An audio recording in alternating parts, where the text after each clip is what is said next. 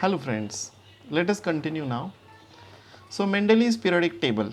So Russian scientist Dmitry Mendeleev developed his periodic table from 1869 to 1872, and he studied the physical and chemical properties of the element, and 63 elements were known at that time, and he arranged like Newland did in the elements in increasing order of their atomic masses. So first of all he studied the elements, then he arranged them till we see the periodicity. Something which comes again and again is called as periodic. For example, day and night. Okay, so that is periodic. After a particular interval of time, the thing repeats. So he studied the chemical properties, and based on the atomic masses, increasing order of atomic masses, he arranged them, and then he got a periodic table. So 63 elements were known at that time, they were arranged. So which properties were considered? Here they have written. You can see melting point, boiling point, densities, hydrides and oxides. So if we consider the molecular formula of hydrides and oxides of elements. So for example, carbon with hydrogen, carbon with oxygen, iron with hydrogen, iron with oxygen, sulfur with hydrogen, sulfur with oxygen. Like that he studied the compounds, and then he came to a conclusion that properties of the element are periodic function of their atomic masses. This is called as Mendeleev's periodic law. This law is very important, you have to learn it, write it down in your notebook. The properties of the element are periodic function of their atomic masses. Remember this property, this is a very important property.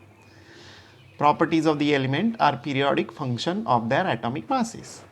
Now which properties? We are considering the physical and chemical properties. And periodic means they repeat after a certain interval of time. If you start arranging them, okay, you see that there is a periodicity. A repetition is seen in chemical properties, physical properties, and that is the basis of classification.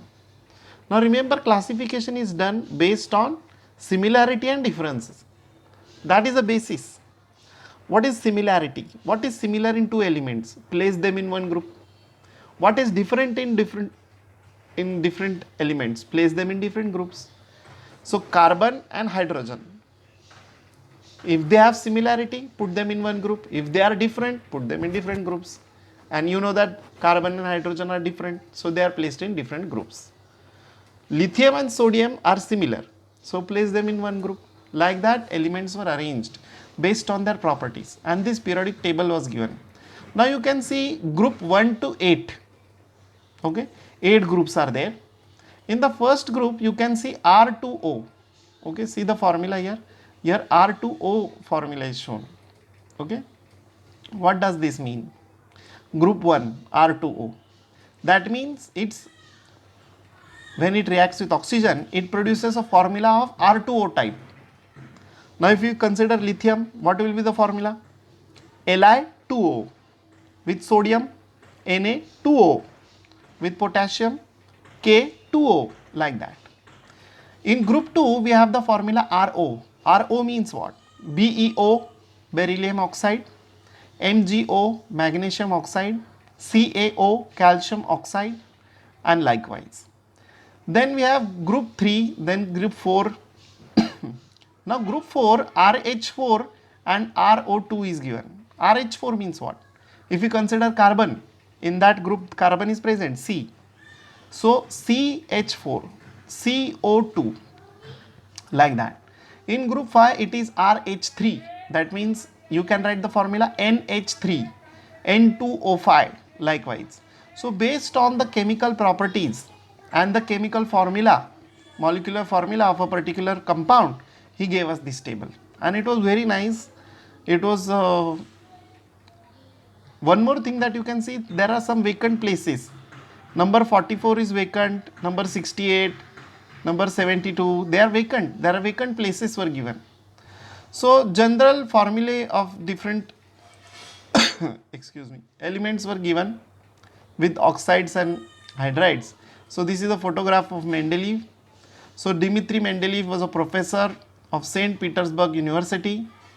He made separate card for every known elements showing its atomic mass and arranged them increasing order, and he gave us the periodic table.